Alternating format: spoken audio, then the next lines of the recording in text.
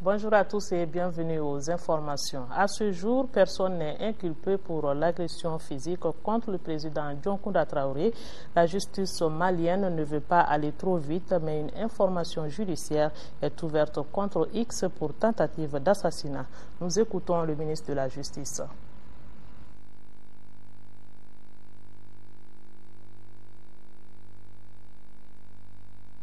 Citoyen lambda est déjà un acte grave, que l'agression d'un chef de l'État, un président de la République par intérim, parce que ayant été investi par la Cour suprême, est un acte très grave, mais que surtout, de par notre culture, l'agression d'un homme de 70 ans est un acte extrêmement grave. Devant cet état de fait, le gouvernement et les autorités judiciaires de façon générale ne pouvaient nullement rester de marbre. C'est pour cela que nous avons instruit aux unités d'enquête de mener avec toute la sérénité qu'il faut, sans passion, les enquêtes pour pouvoir démasquer, identifier les personnes qui ont pu poser cet acte-là et les traduire devant les autorités judiciaires compétentes. Ceci étant, au jour d'aujourd'hui, il y a beaucoup de responsabilités à situer. La première responsabilité à situer, c'est peut-être ceux qui, par leurs paroles ou par des actes, ont inspiré l'acte d'agression. Il y a aussi à situer la responsabilité de ceux qui matériellement ont commis l'agression sur la personne du président de la République par intérim. Enfin, il faut situer la responsabilité de ceux qui auraient pu empêcher l'agression mais n'ont rien fait pour l'empêcher. Qu'est-ce qui a été fait jusque-là? Des interpellations, des auditions? Qu'est-ce que vous avez fait jusque-là dans ce dossier précis? Merci bien. Au cours de l'enquête, une cinquantaine de personnes avaient été interpellées.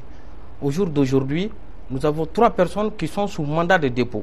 Mais il est bon de préciser qu'au jour où je vous parle, ces 3 personnes sont poursuivies pour troubles graves à l'ordre public. Et cela s'explique. Cela s'explique en ce sens que ce sont des gens qui ont été retrouvés, découverts à Koulouba, sur les lieux de l'agression. Mais rien n'indique à ce jour qu'ils ont personnellement pris part à l'acte d'agression. En procédure pénale, il faut éviter ce qu'on appelle une inculpation hâtive. C'est pour cela qu'au jour d'aujourd'hui, personne n'est véritablement inculpé pour agression. Mais une information judiciaire pour tentative d'assassinat sur la personne du chef de l'État, M. Dioncounda Traoré, a été requise. Mais ce serait contre X, pour ne pas aller à une inculpation trop hâtive qui va nous conduire à aboutir à un résultat pas souhaitable pour la justice. À quoi est-ce qu'il faut s'attendre dans les prochains jours par rapport à l'évolution de ce dossier justement?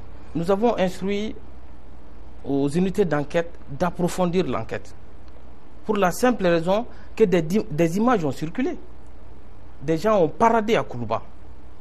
Nous sommes dans un pays où tout le monde se connaît. Au besoin, procéder à l'appel public à témoins pour identifier les personnes, qu'on ne puisse s'en prendre qu'aux vrais auteurs et qu'aucun innocent n'ait à pâtir des procédures en cours. Nous y verrons. Un entretien signé Yaya Konaté. Le ministre de l'administration territoriale, de la décentralisation et de l'aménagement du territoire a visité hier le centre de traitement des données du RAVEC à Korofina en commune 1.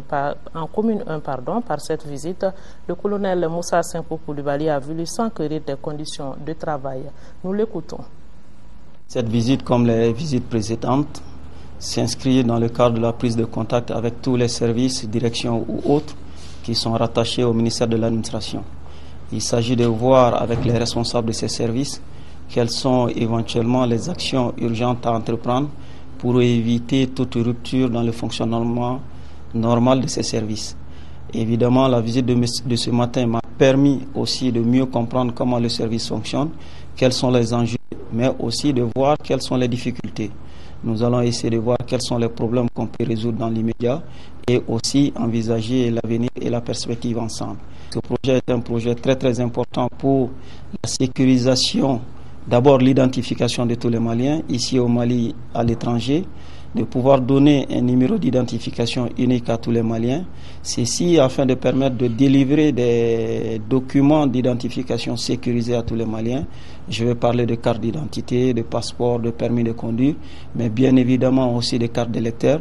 Donc tout ça, c'est des projets extrêmement importants pour le Mali et son gouvernement. Donc nous allons essayer de voir comment redynamiser ce projet et comment faire en sorte qu'on puisse assez rapidement conduire ce projet à terme. Je suis très satisfait des résultats déjà atteints et surtout nous sommes confiants pour l'avenir. Nous savons que le projet est bien avancé, mais aussi que nous avons les possibilités d'achever ce projet et même de le continuer sur encore plusieurs années. Hors du Mali, nous parlons de sécheresse au Sahel. Le nord de Niamey, au Niger, est frappé par la sécheresse. La famine, la vie donc de 18 millions de personnes est menacée et c'est pourquoi l'ONG Oxfam a lancé l'alerte. Il va falloir débourser 1,5 milliard de francs CFA pour secourir les populations. Les marmites sont désespérément vides, retournées, abandonnées, faute de nourriture. Dans ce petit village de Toukoufini, à une centaine de kilomètres au nord de Niamey, la population est exsangue. La faim frappe toutes les familles, il n'y a rien à manger, rien à vendre. Et la situation ne cesse de se détériorer. À Abidjan, l'ONG Oxfam a appelé les États de la région à intervenir. Il est temps de s'accorder sur les chiffres, il est temps de s'accorder sur l'impact, il est temps de s'accorder sur le fait que nous sommes dans une région qui est structurellement déficitaire et qui fait face à de nombreux chocs et que donc cette crise est vraiment dramatique et doit être aujourd'hui une des priorités politiques de la sous-région.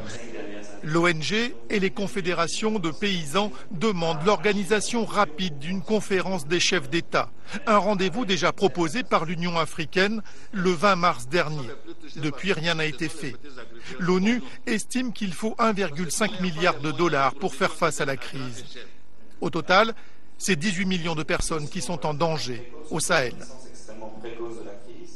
Environnement en Centrafrique, le terrain de Kolongo, source de revenus pour les jeunes. Ces jeunes exploitent donc des briquettes destinées à faire des maisons.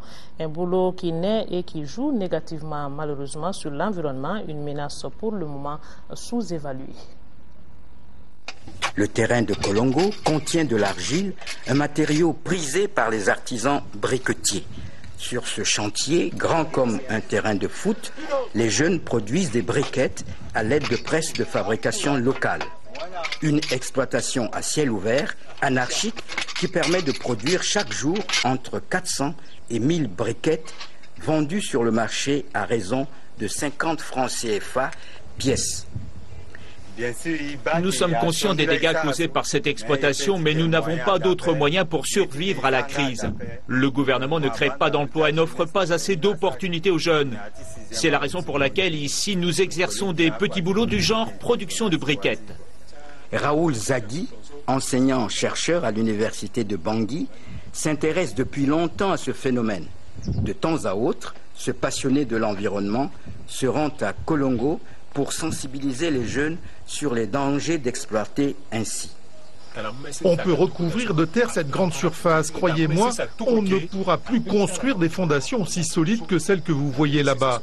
Si l'on construit une autre fondation à cet endroit, les murs du bâtiment vont se fissurer et la maison s'écroulera. Les autorités centrafricaines, après une prise de conscience tardive des dommages causés par cette exploitation du terrain de Kolongo, ont décidé de faire déguerpir les artisans briquetiers. Un nouveau site avait été identifié en dehors du périmètre urbain et les jeunes attendaient les instructions pour l'emplacement qui venait de leur être attribué. Le gouvernement nous demande de quitter les lieux au plus vite. Nous ne sommes pas d'accord. Ici, nous sommes une centaine de jeunes artisans briquetiers. Où irons-nous? Comment allons-nous faire pour joindre les deux bouts? Le ciment est un produit dont la rareté et les coûts exorbitants provoquent la ruine de nombreuses entreprises et rendent titanesques les travaux immobiliers. Les gens préfèrent donc bâtir en briquettes pour une question de coût. Ça coûte moins cher parce qu'on n'a besoin que d'un peu de ciment pour les joindre. C'est tout. Alors que pour les moellons en agglo, c'est fait avec du gravier et avec beaucoup de ciment. L'occupation non maîtrisée de l'espace urbain et périurbains posent de graves atteintes au sol qui se dégradent rapidement autour de Bangui. La menace est encore sous-évaluée par les autorités qui ont refusé de s'exprimer sur cette question sensible. Ici au Mali, en deuxième région, l'Office du périmètre irrigué de Baguineda, OPIP, vient de lancer sa campagne agricole 2012-2013 pour une superficie cultivable de près de 3000 hectares. L'OPIP prévoit plus de 20 000 tonnes de céréales, dont 16 187 tonnes de riz paddy. Et pour gagner ce pari, un calendrier agricole consensuel et une feuille de route ont été élaborés, nous signale notre correspondant Seydou Traoré. Cette campagne agricole 2012-2013, l'Office du périmètre irrigué de Baguineda, OPIB, a pris ses marques à Tanyuma dans le 4e secteur du périmètre. Comme à l'accoutumée, c'est une campagne agricole qui a été lancée à travers une voie de dialogue et de concertation entre techniciens et producteurs. À Tanyuma, les cadres de l'OPIB ont étalé leurs ambitions aux producteurs, écouté des retours leurs préoccupations et expliqué les bonnes techniques culturelles. Pour cette saison agricole qui est une saison particulière, parce que la production doit s'accroître. La croissance est en fait à l'ordre du jour cette année, compte tenu de tout ce qu'on sait par rapport au pays. Il s'agit en clair d'un objectif de production de 20 460 tonnes de céréales, dont 16 187 tonnes de riz paddy et 4 273 tonnes réparties entre le maïs, les riz et le sorgho. À ce jour, selon les techniciens de l'office, le PIB dispose d'atouts nécessaires pour réussir les 6 tonnes à l'hectare, notamment plus de 94 tonnes de semences disponibles. À cela s'ajoute la subvention de l'engrais. Pour les responsables de l'OPIB, la réussite de la campagne agricole passe par le respect du calendrier culturel et la feuille de route. Ça, c'est des passages obligés. Le calendrier a été fait par les producteurs, c'est un calendrier consensuel. On a 4 secteurs, 4 calendriers agricoles, et ces 4 calendriers ont débouché sur un dernier calendrier qui est le calendrier à pratiquer cette année par les producteurs. En plus de cela, le facteur limitant au niveau de Baguineda, c'est la maladie, les nuisibles du riz, notamment la cécédomie. Alors pour juguler cette nuisible du riz, pour juguler cette cécédomie, on a mis en place une feuille de route. Au sortir de ce lancement de cette campagne agricole 2012-2013, l'Office du périmètre irrigué entend mener des petits travaux d'aménagement dans le périmètre. Et nous restons à Koulikoro où les acteurs de la santé des 9 districts sanitaires ont présenté hier à Koulikoro les résultats du 2e passage des journées nationales de vaccination contre la poliomyélite et sur une prévision de plus d'1 50 000 enfants âgés de 0 à 59 mois. Les agents vaccinateurs ont atteint un taux de couverture de plus de 107%. Koulikoro, Ousmane Koïta. Sur une prévision d'1 50 748 enfants âgés de 0 à 59 mois à vacciner, lors de ce 2e passage, les 9 districts sanitaires de Koulikoro ont pu vacciner 1 130 333 enfants âgés de 0 à 59 mois, soit un taux de couverture de 107,57% contre 106% pour le premier tour. Je tiens à remercier tous les acteurs et profiter de votre antenne pour lancer un appel, n'est-ce pas, pour que chacun œuvre davantage, fasse un effort sur soi-même pour que l'objectif que nous avons en vue, n'est-ce pas, celui d'éradiquer la poliomyélite soit atteint. Après la présentation des rapports des 9 districts sanitaires de la région, les participants ont constaté un certain nombre de problèmes qui ont influencé sur les capacités d'intervention des équipes au cours de ces journées nationales de vaccination synchronisées avec les pays frères de l'Afrique de l'Ouest. Des problèmes dus à la faible collaboration de certains parents, le non-respect des consignes par certains vaccinateurs, le retard dans la mise en place des ressources financières, l'insuffisance et ou le manque de moyens logistiques dans certaines localités, pour ne citer que ceci. Malgré les difficultés énumérées ci-dessus, les acteurs ont fait montre d'efficacité et d'abnégation pour atteindre ces objectifs. Je voudrais cependant vous exhorter à continuer dans ce sens, non seulement pour consolider les acquis, mais aussi pour relever les défis qui sont encore graves. Rappelons que ces journées nationales de vaccination ont mobilisé 22 022 vaccinataires et 1 900 000 doses de vaccins ont été utilisées. Les techniques d'art culinaire, c'est le thème d'une session de formation à Yorosso organisée par l'Agence nationale pour la promotion de l'emploi, Antenne de Sikasso. Cette rencontre visait à accroître les capacités des gargotières. Oumar Maïga. Signature de contrat, remise des matériels, à savoir congélateur, four électrique, un fonds de démarrage d'une valeur d'environ 275 000 francs CFA, des attestations. C'est en substance les axes forts de la cérémonie de clôture de l'atelier de formation en technique culinaire initié par l'ANP Sikasso en faveur des gargotières du secteur de Yorosso. Un secteur qui souffre de l'inorganisation, du manque de professionnalisme et d'équipement des acteurs. L'ANP a initié ce programme en vue du renforcement des compétences de ces acteurs afin de faciliter la création de véritables PME sources d'emploi et de revenus décents. Nous attendons du programme l'accroissement des revenus pour 16 bénéficiaires du programme par l'amélioration de la qualité du service. Grâce à cet appui technique et matériel, les gargotières du secteur de Yorosso sont mieux armés pour sortir le secteur de l'ornière à travers la mise en place de véritables PME. Ayez toujours en tête une fidélité dans vos engagements contractuels avec l'ANPE, c'est-à-dire le remboursement de la valeur de cet équipement, assure la maintenance de la chaîne et donne une chance et d'emploi à d'autres personnes.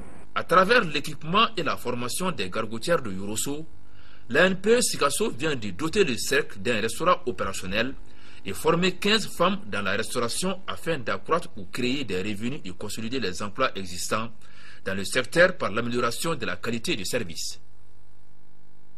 Ce journal est terminé. Prochain rendez-vous 18h-20h avec Aïssata Ibrahim Maïga. Merci de votre attention. Soyons de cœur et d'action avec nos compatriotes des régions du Nord vivant sous occupation. Nous ne vous oublions pas.